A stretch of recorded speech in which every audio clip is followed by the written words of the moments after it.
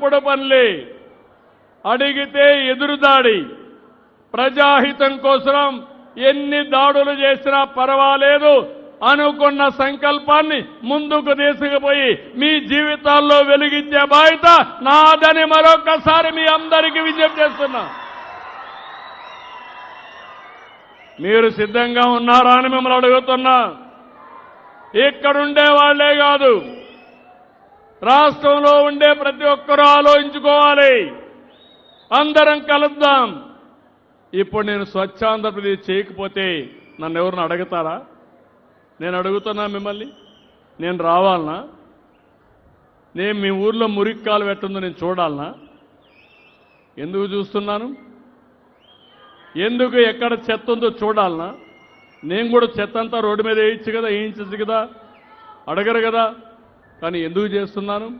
మీ ఆరోగ్యం కోసరం, మీ భవిష్యత్తు కోసరం, మన రాష్ట్ర భవిష్యత్తు కోసం ఈ పనులన్నీ చేస్తున్నా. ఈరోజు ఇంకొక పక్కన ఇక్కడే మా నారాయణ గారు ఉన్నారు. ఇప్పుడు మొత్తం చూస్తే ఇక్కడ కొన్ని రోడ్ల పనులు ఉన్నాయి. ఇంకొక పక్క ఒక పక్క చూస్తే కొన్ని డ్రైనేజ్ కానీ సీవరేజ్ కానీ ఇలాంటి పనులు ఉన్నాయి. ఇంకొక పక్క ఇంకా కూడా కొన్ని స్మార్ట్ సిటీ కింద ఇచ్చిన ప్రాజెక్టులు కొన్ని మిగిలిపోయినాయి. ఈరోజు మీ అందరికీ హామీ ఇస్తున్నా, భారతదేశంలోనే తిరుపతి ఒక పవిత్రమైన దివ్యక్షేత్రం. ఈ దివ్యక్షేత్రాన్ని ఒక మోడల్ సిటీగా, ఒక ఆదర్శమైన నగరంగా తయారు చేసే బాధ్యత మేము తీసుకుంటామని మీ అందరికీ హామీ ఇస్తున్నా. దీనికి దగ్గర ఒక 77 మొత్తం కలిసి ఒక 100-150 కోట్లు ఖర్చు అవుతుంది. వేరియస్ స్కీమ్స్ లో నారాయణ గారు చెప్తున్నా. ఒకసారి సర్క్యులర్ ఎకానమీ కోసం ఒక మంచి ఇండస్ట్రియల్ పార్క్ పెట్టడమే కాకుండా తిరుపతిని ఒక విద్యా కేంద్రంగా, ఒక దివ్య క్షేత్రంగా, స్పిరిచువల్ సిటీగా, ఎవరైనా పెళ్లి చేసుకోవాలంటే తిరుపతికి వచ్చి పెళ్లిళ్ళు చేసుకునేట్టుగా, డెస్టినేషన్ మ్యారేజ్ అన్ని ఇక్కడే చేసుకునేట్టుగా, వెంకటేశ్వర స్వామి ఆశీస్సులు తీసుకునేట్టుగా ఈ నగరాన్ని అభివృద్ధి చేస్తానని మీ అందరికీ తెలియజేస్తున్నా. ఎవరైనా వస్తే ఒక రోజు 2 రోజులు దర్శనం చూసుకొని వెళ్ళిపోకుండా ఒక 3-4 రోజులు ఇక్కడ నుండి ప్రశాంతమైన వాతావరణంలో వాళ్ళు కూడా గడిపే విధంగా ఒక కార్యక్రమానికి శ్రీకారం చుడతాం. దీనివల్ల ఉపాధి పెరుగుతుంది.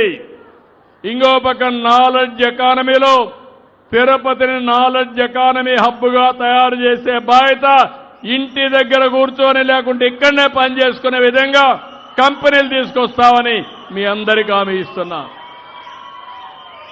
ఇవన్నీ చేస్తూనే ఈరోజు మనం ముందుకు పోవాల్సిన అవసరం ఉంది. దానికోసం ఒక బెస్ట్ ఇన్ఫ్రాస్ట్రక్చర్ రావాలి. దానికి ఎంత డబ్బులైనా పర్వాలేదు. నేను పుట్టిన ఊరు, నేను తిరిగిన తిరుపతి, ఈ తిరుపతిని ఒక మోడల్ సిటీగా చేసే బాధ్యత నాది నాది నాదని మీకు విజ్ఞప్తి చేస్తూ, ఈరోజు మీ ఉత్సాహం చూశాను. మీరు ఉత్సాహం చూస్తే జేజేలు పలుకుతున్నారంటే, కేరింతలు కొడుతున్నారంటే అది చూసినప్పుడు నాకు ఒక ధైర్యం. మీరందరూ నాతో ఉన్నారు, కొండనైనా బద్దలు చేస్తారు. ఆ శక్తి దేవుడిస్తారు. మీరు ఆశీర్వదిస్తారు, మీరు సహకరిస్తారు. ఇది చేసినప్పుడు నాకు కొత్త కాదు, అనుకున్న లక్ష్యాన్ని తప్పకుండా నెరవేరుస్తానని మరొక్కసారి తెలియజేసుకుంటూ, ఈరోజు తిరుపతికి వచ్చినప్పుడు వెంకటేశ్వర స్వామి ఆశీస్సులు, మీ అభినందనలు, మీ